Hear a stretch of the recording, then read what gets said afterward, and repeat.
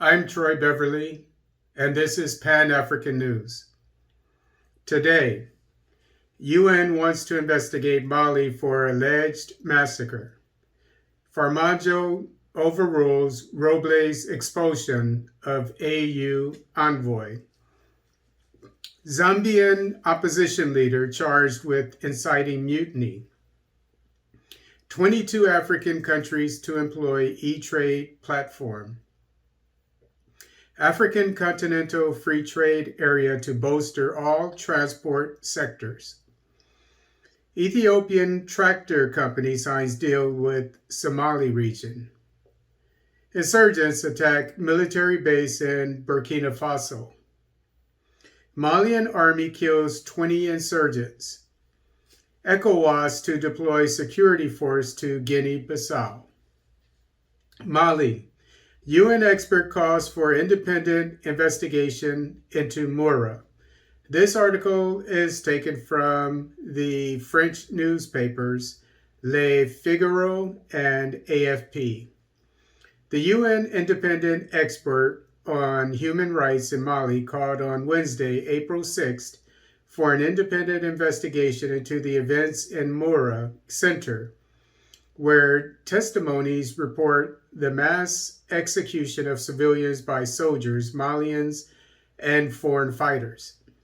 The Malian army and witnesses interviewed by the press or the NGO Human Rights Watch, HRW, offer diametrically opposed versions of the events that took place between March 27th and 31st in Mura, in a region which is one of the main Sahelian violence.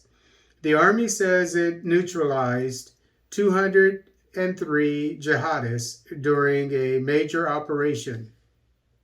The witnesses report a mass of summary executions of civilians, rapes, and acts of looting committed by Malian soldiers and foreign fighters presumed to be Russians. HRW says 300 civilians, including some suspected jihadists, have been executed and speaks of the worst episode of atrocities committed since violence unleashed in Mali in 2012. The Malian staff spoke Tuesday evening in a press release of unfounded allegations aimed at tarnishing the image of the army. The Malian Chief of Staff, General Umar Diarra, assured that the army would continue to operate in strict compliance with international humanitarian law and human rights. Somalia. Somalia's Farmaajo overrules PM Roble's decision to expel AU envoy. This article is taken from the East African newspaper. Somali President Mohamed Abdullahi Farmaajo on Thursday dismissed Prime Minister Hussein Roble's decision to expel an African Union envoy over misconduct.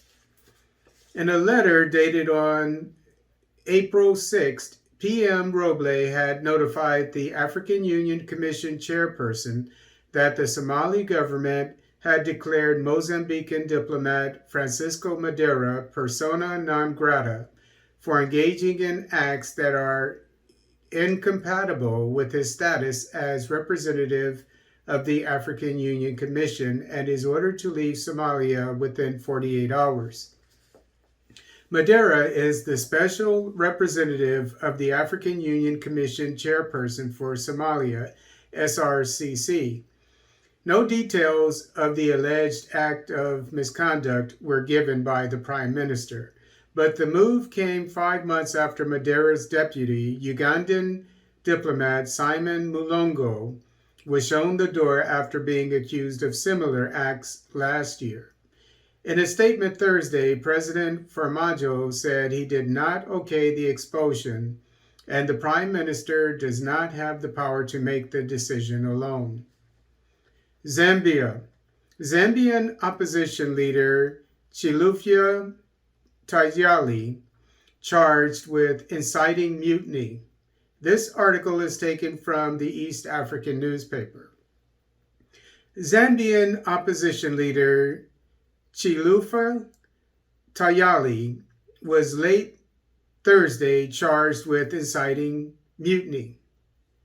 Mr. Tayali was out on bond following heightened pressure by the opposition and civil society, who had been called for his release after he was detained on Monday.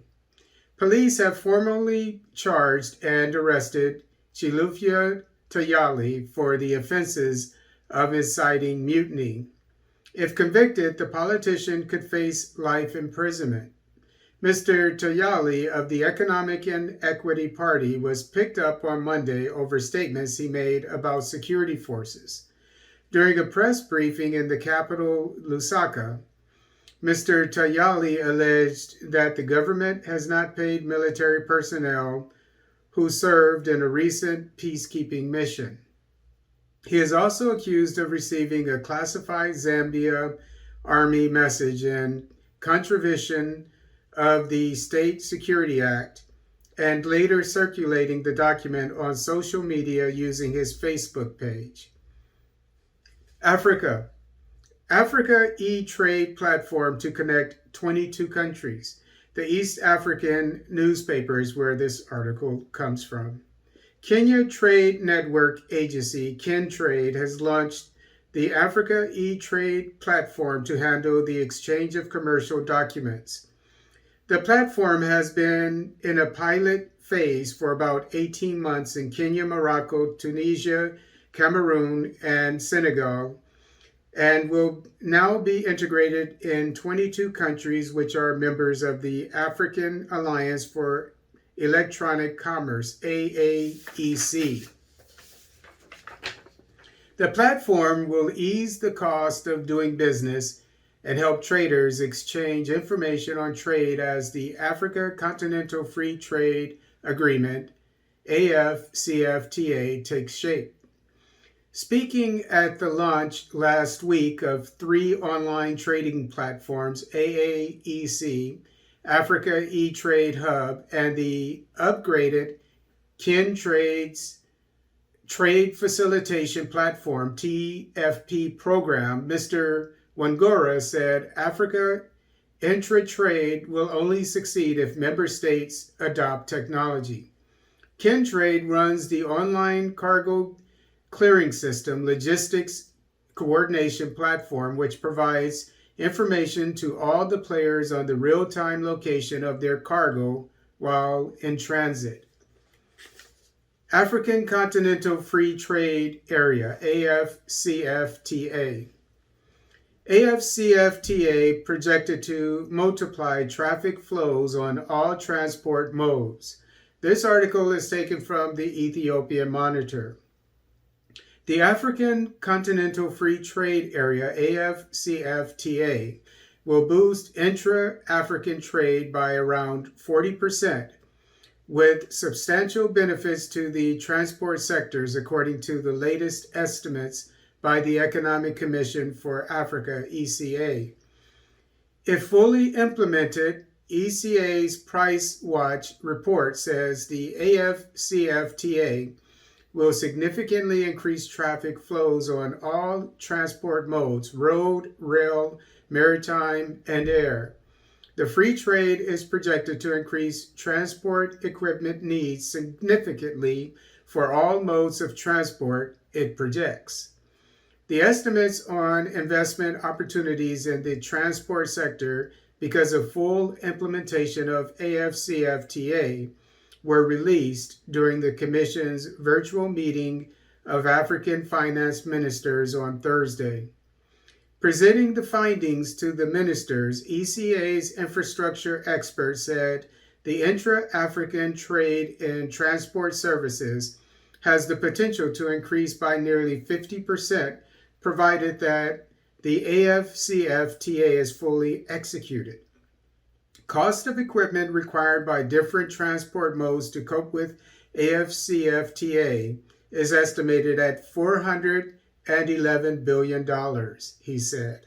The report shows that Africa's aviation industry requires financial support after recording a revenue loss of $8.2 billion in 2021. Based on the report findings, ECA advised African countries to mobilize resources for the transport sector given its importance to national economies and stabilize transport services and construction prices, among others. Ethiopia. Ethio Engineering signs tractor supply deal with Somali region. This article is taken from Ethiopian Monitor newspaper.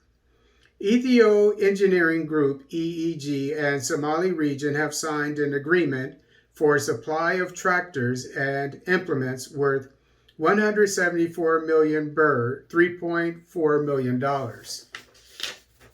The deal was signed between CEO of EEG, Messigano Arega, and head of the regional state, Mustafa Omer, in Jigjiga City on Friday. The agreement enables EEG to supply 162 tractors and 324 implements, including disc, plow, and harrow, to the region. The machinery is currently being produced at EEG's Adama Agricultural Machinery Industry, one of the 9 subsidiary industries of the group that assembles and manufactures various agricultural machinery. Burkina Faso. Attack in Burkina Faso. The army provides details on what happened in San Matinga. This article is taken from Actu Cameroon newspaper. This Friday, April 8th, 2022, a complex attack targeted the Namasiguima military detachment, San Matinga province, center north region around 5 a.m. The provisional assessment established at the end of the fighting shows 12 soldiers killed and 21 soldiers wounded. Material damage was also recorded, said the statement from the General Staff of the Burkinabe Army. Reinforcements have been deployed to secure the area. The Chief of the General Staff of the Armed Forces salutes the memory of the fallen soldiers and wishes a speedy recovery to the wounded. He reassures the public that the operations to secure the territory will intensify in accordance with the vision defined by the Supreme Commander of the Armed Forces, the statement added. The Army did not mention any terrorists killed in the fighting. For the time being, no terrorist group active in the country has claimed responsibility for the attack, but it is very likely that the attackers are fighters from the Support Group for Islam and Muslims, JNIM, which is very active in the region. Mali. Malian army neutralizes 20 jihadist fighters. This article is taken from Actu Cameroon. As part of its Maliko plan and Operation Kaletigi, the Malian armed forces carried out reconnaissance, intelligence, escort, and search missions in several localities in Mali. The regions of Liptako, Ansongo, Menaka, Tessit, and Labazanga, Timbuktu, Segu, and Nara were visited by the Malian soldiers who dislodged the terrorists there. The army indicated in the report that about 20 terrorists were neutralized and some arrested. Motorcycles and improvised explosive devices were also destroyed by Malian military forces. Guinea-Bissau. New ECOWAS representative confirms the coming of the military force to Guinea-Bissau. This article is taken from the Guinea-Bissau newspaper O Democrata. The new representative of the Economic Community of West African States, ECOWAS, Professor Hamidou Boli, confirmed the arrival of a stabilization force from the sub-regional organization to Guinea-Bissau. Asked about the possible arrival of an ECOWAS military force, the new representative did not specify the date, but assured that the force will arrive soon in Bissau. On the political situation, he said that ECOWAS is closely monitoring the situation in Guinea-Bissau. It should be noted that ECOWAS decided to send a stabilization force to Guinea-Bissau at the Summit of Heads of State held on 3 February 2022 in Accra, Ghana. The measure by the regional bloc came after an armed attack on Tuesday, 1 February, on the government palace in Bissau, where an extraordinary meeting of the Council of Ministers was taking place, including the President of the Republic, Umaro Sissoco Embalo, the Prime Minister, Nuno Gomes Nabian, and the other members of the government.